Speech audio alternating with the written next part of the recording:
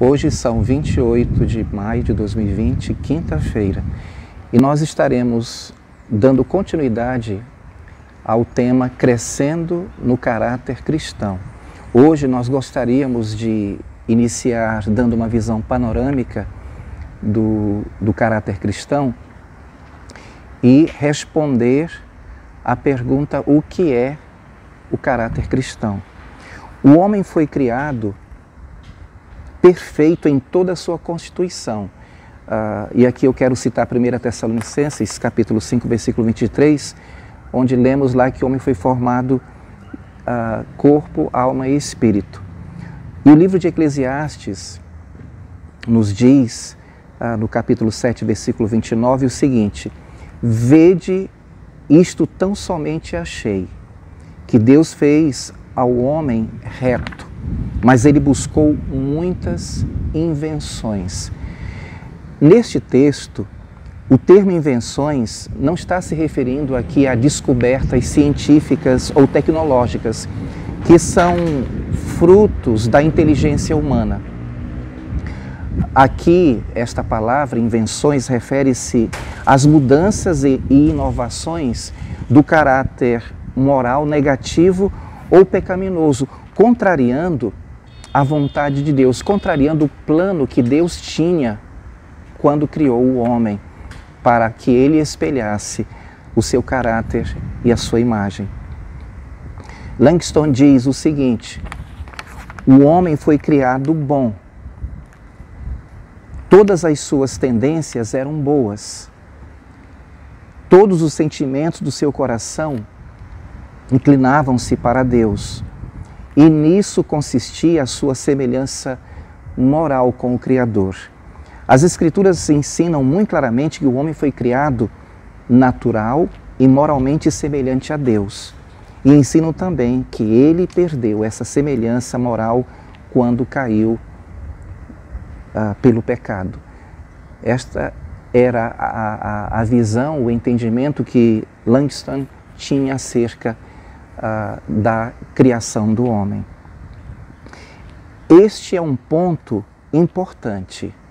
O homem, quando deu lugar ao diabo e desobedeceu a Deus, pecou. E por causa disso, perdeu aquela semelhança moral com o Criador. Ficaram, na verdade, os traços daquela semelhança distorcida, prejudicada no ser humano. Esses traços são o senso de justiça, de ética e da busca por um ser supremo no âmago da sua consciência.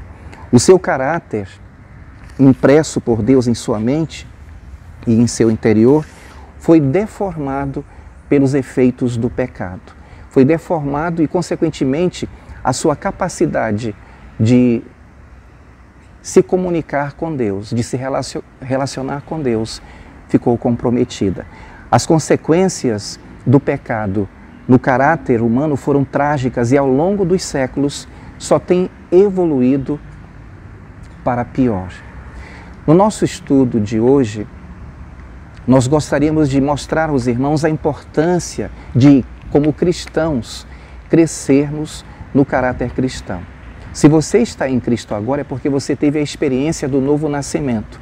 Se você nasceu de novo, você precisa entender que, como um cristão, é necessário desenvolver a sua salvação.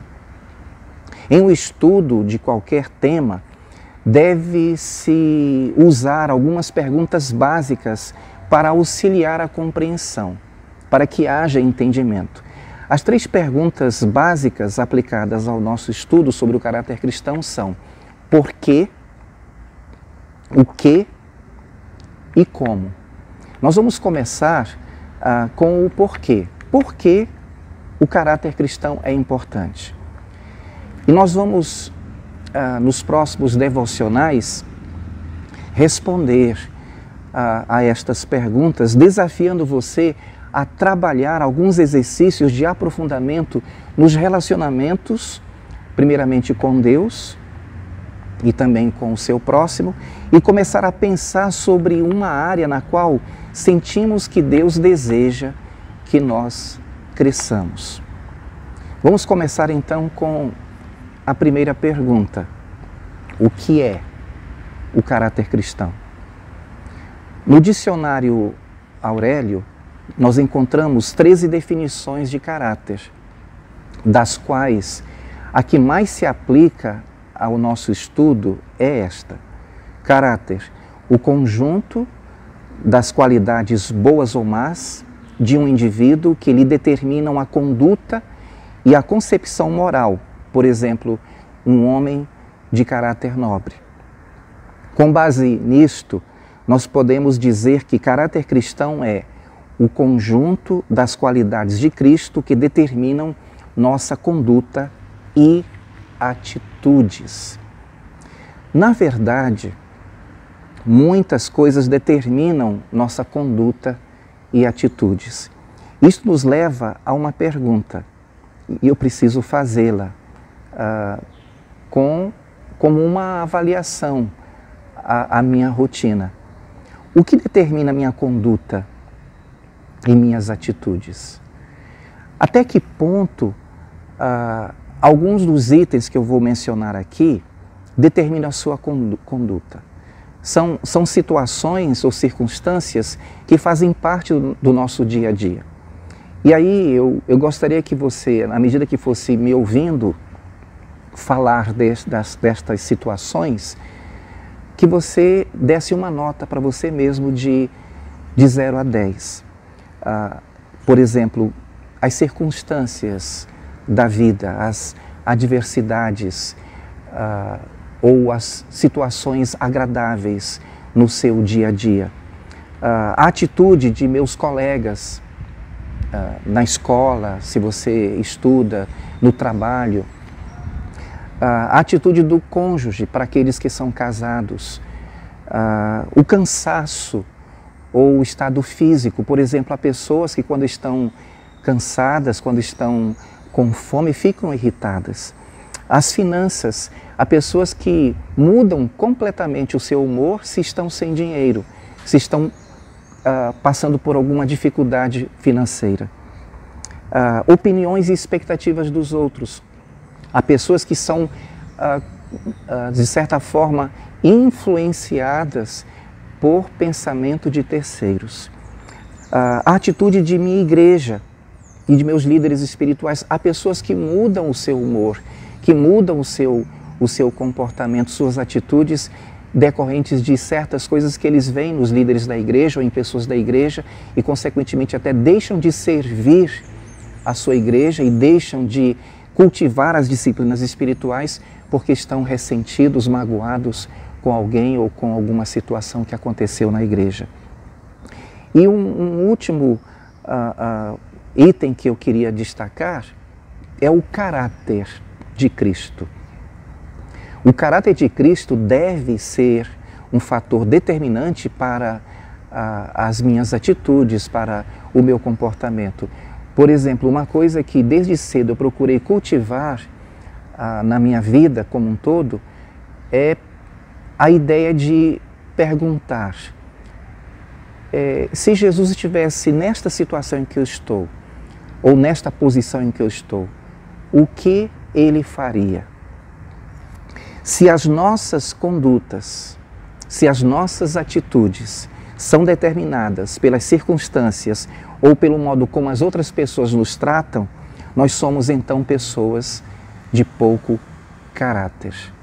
Ao mesmo tempo, devemos ser realistas e entender que o nosso caráter é muito influenciado pelas pessoas com as quais nós convivemos. Por exemplo, os nossos pais, as pessoas com quem nós estamos nos relacionando no dia a dia, os nossos amigos. É daí que vem aquela célebre frase que diz: me diz com quem você anda e eu direi quem você é. Por isso, é muito importante nós passarmos bastante tempo com Jesus e com as pessoas que fazem a mesma coisa. Porque, irmãos, nós certamente seremos influenciados pelas pessoas com as quais nós estamos convivendo. Eu espero que você possa com a ajuda do Espírito Santo, compreender que neste processo de crescer no caráter cristão, nós precisamos, acima de tudo, entender quem nós somos, a nossa identidade. E diante disso, buscar, com a ajuda do Espírito Santo, a cultivar, através das disciplinas espirituais e integrado, envolvido com a sua igreja local, as qualidades que vão, de fato, fazer com que você seja identificado como filho de Deus. Eu desejo a todos vocês um excelente dia na presença do Senhor.